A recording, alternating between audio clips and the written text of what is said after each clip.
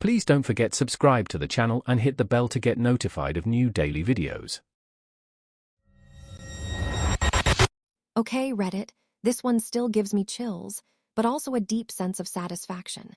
It happened a couple of years ago when I was really trying to get my custom PC building business off the ground. It was just me, Elias Vance, working out of my garage, crafting high-performance machines for gamers and content creators. I took immense pride in my work, pouring hours into every build.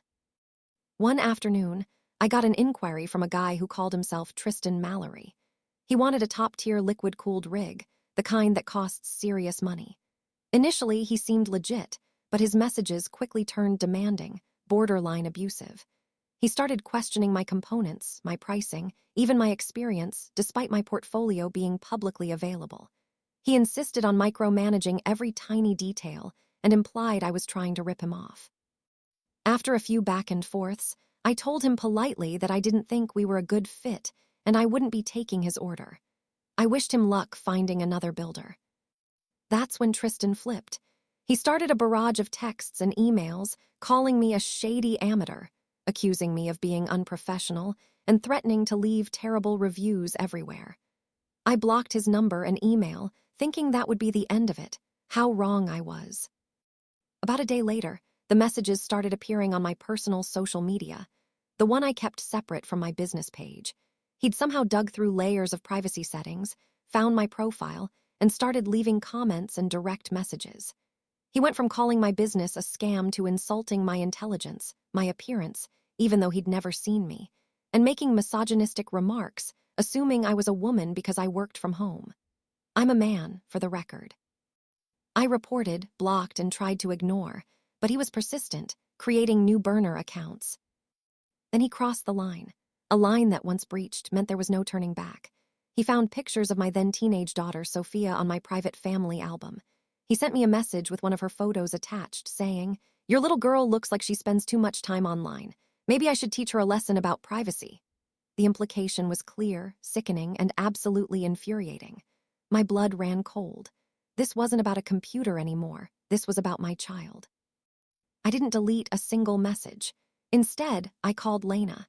Lena Rollins is a senior detective with the regional cybercrime unit, a no-nonsense woman who had been a mentor to me since I interned at a tech firm years ago.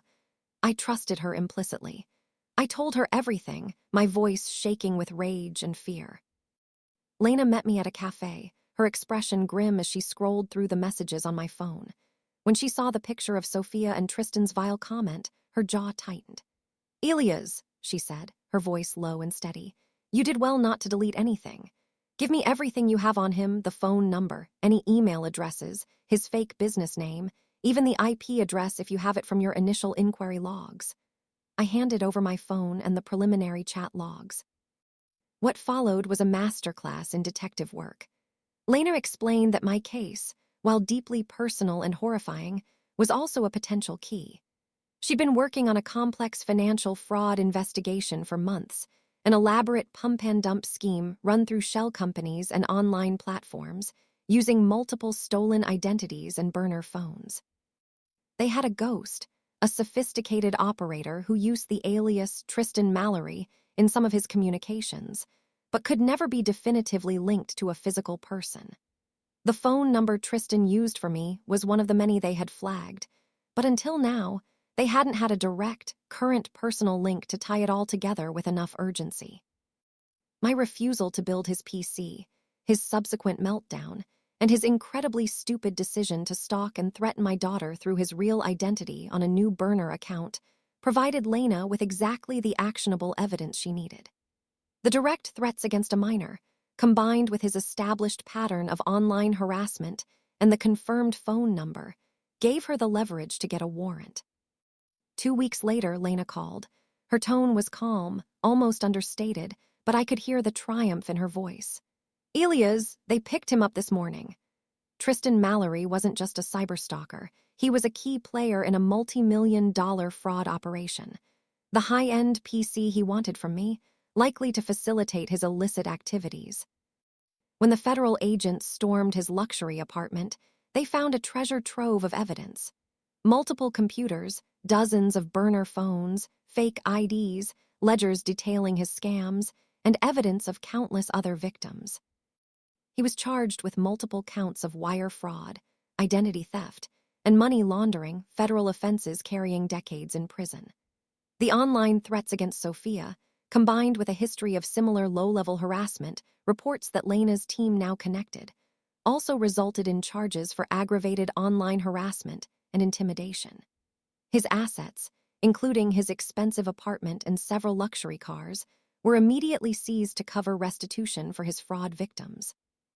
He lost everything, and he's facing a future behind bars, all because he couldn't take no for an answer and dared to bring my child into his twisted world. He thought he was anonymous, untouchable.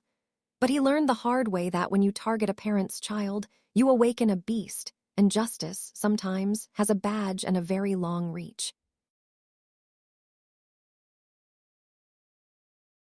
If you enjoyed this video, please hit the thumbs up button to like it.